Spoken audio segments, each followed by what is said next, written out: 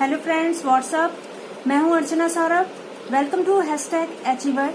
आज मैं आपके लिए लेके आई हूं प्रमाण और हेत्वाभास से संदर्भित लास्ट ईयर्स के जितने भी क्वेश्चंस हैं।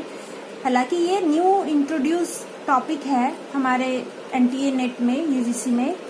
फर्स्ट पेपर का ये टॉपिक है यूनिट 6 में, इसलिए इसमें बहुत कम क्वेश्चंस मिल पाए हैं। फिर भी जितने मिल पाए हैं मैं उसको डिस्कस करने के लिए आज आपके लिए लेके आई हूँ। तो चलते हैं हम डिस्कशन की तरफ। सबसे फर्स्ट क्वेश्चन है, fire is cold because it is a substance. ये सेंटेंस है हमारा, fire is cold because it is a substance is an instance of which one of the hetvabhasa. हेत्वाभास को कहते हैं फैलेसी ऑफ इन्फेरेंस। ये हमारा दिसंबर 2019 में आया हुआ क्वेश्चन है। ये बताना है कि किस तरह का हेत्वाभास है। असिद्धा, जिसको इम्प्रूव्ड मिडिल टर्म कहते हैं। बाधिता, नॉन इन्फ्लुएंशियल कॉन्ट्राडिक्टरी मिडिल कहते हैं। विरुद्धा, कंट्राडिक्टरी मिडिल कहते हैं। सर्वविकारा, जिसको इर्रेगुलर मिडिल कहते हैं। तो देखिए इसमें हमारा क्या है, हमने पहले हेत्वाभास में जब पढ़ा है तो उसमें देखा था कि fire is called because it is substance. आग ठंडी है क्योंकि यह द्रव्य है। तो यहाँ पर अनुमान हम लगा रहे हैं कि फायर कोल्ड है, लेकिन उसको एक दूसरे प्रमाण के द्वारा जो प्रत्यक्ष होता है, उससे स्ट्रॉन्ग प्रमाण के द्वारा, जो प्रत्यक्ष हमारा स्ट्रॉन्ग प्रमाण है उसके द्वारा हम ये बताते हैं कि ये हेत्वाभास है, ये गलत है, क्योंकि फायर कोल्ड हो नहीं सकती, वो हॉट होती है। तो जब एक दूसरे प्रमाण के द्वारा, स्ट्रॉन्ग प्रमाण के द्वारा इसे अनुमान को गलत साबित किया जाता है और खंडित किया जाता है, बाधित किया जाता है, तो उसे कहा जाता है बाधिता। तो हमारा ये ऑप्शन सही होगा, बाधिता। नेक्स्ट है हमारा, अनुमान के संदर्भ में नीचे दिए गए उदाहरण पर विचार कीजिए। ये क्वेश्चन भी हमारा दिसंबर 2019 में आया हुआ है। 3 ऑप्शन आपके पास, 3 स्टेटमेंट है। पर्वत अग्निमय है क्योंकि वहां धुआं है, जहां धुआं होती है वहां आग होती है। अब आपको बताना है निम्नलिखित में से कौन सा उदाहरण व्याप्ति, नियत साहचर्य के संबंध को अभिव्यक्त करता है। व्याप्ति क्या होता था हमारा, साध्य और हेतु के बीच में संबंध। तो इसमें से कौन सा होगा, तो देखिए पर्वत अग्निमय है और साध्य हमारा यहाँ पर क्या है और हेतु क्या है और आपका पक्ष क्या है, ये आपको पहचानना है। तो अग्नि और धुआं, यहाँ अग्नि क्या है और धुआं क्या है। धुआं हमारा हेतु है और अग्नि हमारा साध्य है।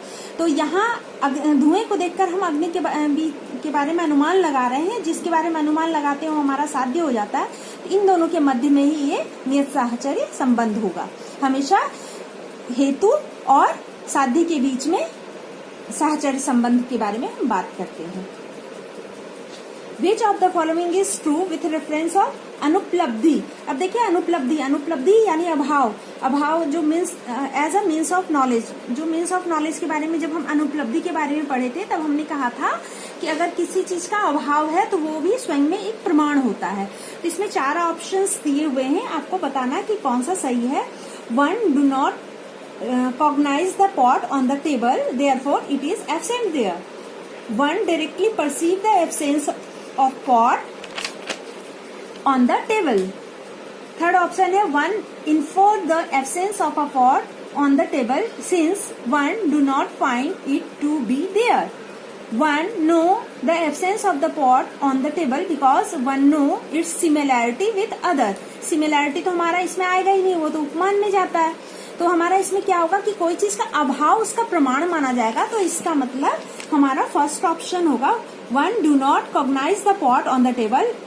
टेबल पर कॉग्नाइज नहीं कर पा रहा है क्योंकि therefore it is absent here, क्योंकि वो वहां है ही नहीं। नेक्स्ट हमारा देखेंगे, in the following inference there is fallacy of sky flower is pregnant because it has flowerness in it. ये भी दिसंबर 2019 का क्वेश्चन है। इसमें बताना है कि sky flower is pregnant because it has flowerness in it. ये कौन सी फैलेसी, इन्फेरेंस ऑफ फैलेसी है, किस तरह का है। तो देखिए आपको जब मैंने बताया था हेत्वाभास के बारे में, तो सबसे पहला जो हमारा था असिद्धा हेत्वाभास, उसके अंदर तीन तरह के थे, आश्रय सिद्धा, स्वरूप सिद्धा और व्याप्य सिद्धा।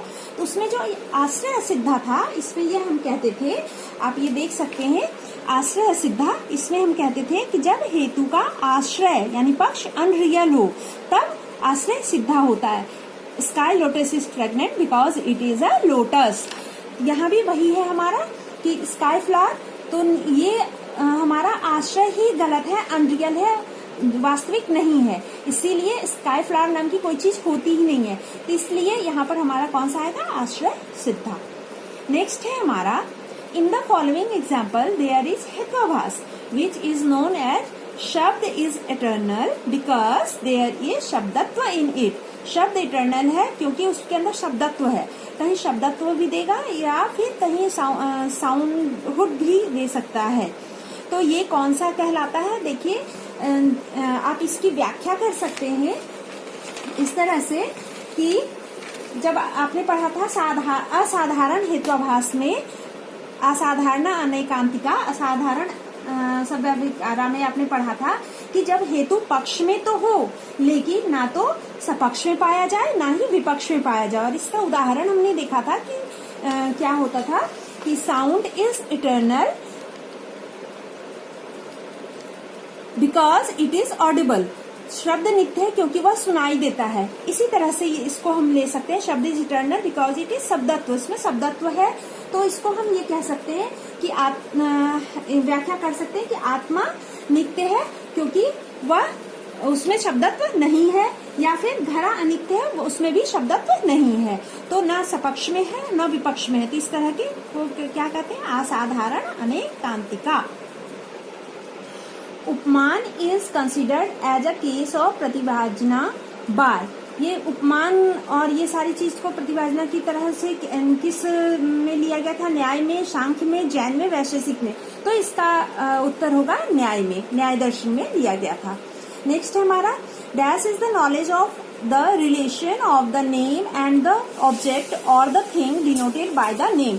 ऑब्जेक्ट और नेम के बीच का हमने देखा था कि रिलेशन कौन सा है जिसमें हम कंपैरिजन करते हैं, उसमें नेम रिलेशन था, relation of the name and the object, किसी वस्तु और नाम के बीच में जो संबंध था उसे उपमाना के द्वारा, कंपैरिजन के द्वारा हम व्यक्त करते हैं। नेक्स्ट है हमारा, knowledge produce by similarity and resemblance comes under. किस वाले नॉलेज में को हम सिमिलैरिटी और रिजेम्बलेंस के आधार पर करते हैं। तो आपने देखा था जब उपमान हम करते थे तो उसमें हम गाय और नीलगाय की तुलना करते थे या कौवा और कोयल की तुलना करते थे उसके सिमिलैरिटी एंड रिजेम्बलेंस के आधार पर। तो ये हमारा होगा उपमाना। Sound is eternal because it है soundhood is an instance of, ये पहले भी आप कर चुके हैं, ये सभी विकारा हेत्वाभास में आता है। The knowledge of relation between a name and the thing in न्याय फिलोसफी, ये भी आप पहले कर चुके हैं, नेम और ऑब्जेक्ट के बारे में कंपैरिजन में उपमान में हम लेते हैं। Which of the among is not a means of knowing, व्याप्ति, व्याप्ति होता है हेतु और साध्य के बीच का जो संबंध होता है। तो देखिए 4 ऑप्शन दिए हुए हैं, थोड़े अलग से हैं। तर्क जो है वो जैन फिलोसफी के अकॉर्डिंग होता है, अन्वय हमारा अद्वैत वेदांता के अकॉर्डिंग होता है, और उपाधि निर्चाना हमारा कंडीशन एलिमिनेशन टर्म्स इसको कहा जाता है, ये बुद्धिस्ट फिलोसफी के अकॉर्डिंग होता है। लेकिन हमारा जन लक्षणा प्रत्यक्षा ये हमारा इसमें नहीं आता है। The knowledge of pakshadharmata as qualified by vyapti is called. पक्षधर्मिता किसमें, व्याप्ति में जो क्वालिफाइड होती है वो क्या कहलाती है, तो हमारा वो अनुमान होता है। अनुमान के लिए में ही हम व्याप्ति को में पक्षधर्मिता का प्रयोग करते हैं। Which hetvabhasa is committed by the following anumana. शब्द अनित्य चक्षुष्वत, चक्षुष्वत का मतलब होता है जो हम आंखों से देख सकते हैं, मतलब सीइंग। तो शब्द को देखा नहीं जा सकता बल्कि उसको शब्द को सुना जा सकता है। तो ये हमारा स्वरूप असिद्धा में आया था, अब पहले इसको देख चुके हैं, स्वरूप असिद्धा। नेक्स्ट है, which type of hetvabhasa is committed by the following anumana. मरिण्म्याः पर्वताः वह्निमाना, ये संस्कृत शब्द है, इसमें असिद्धा, आश्रय असिद्धा हेत्वाभास होता है कि इसमें कहा मृण्मय जो मिट्टी से बना हुआ है और वनिमः का मतलब होता है आग से बना हुआ, तो इसमें जो हमारा आशय है वही अनरियल है, सिद्ध अनुमान को सिद्ध नहीं करता, इसलिए हमारा आशय हेत्वाभास होगा। फ्रेंड्स, नेक्स्ट वीडियो में मैं आपके लिए पेपर 1 का एक topic conversion of decimal to binary and vice versa लेकर आऊंगी। So keep watching and keep practising. Please do like, share and subscribe our channel and hit the bell icon. Thank you.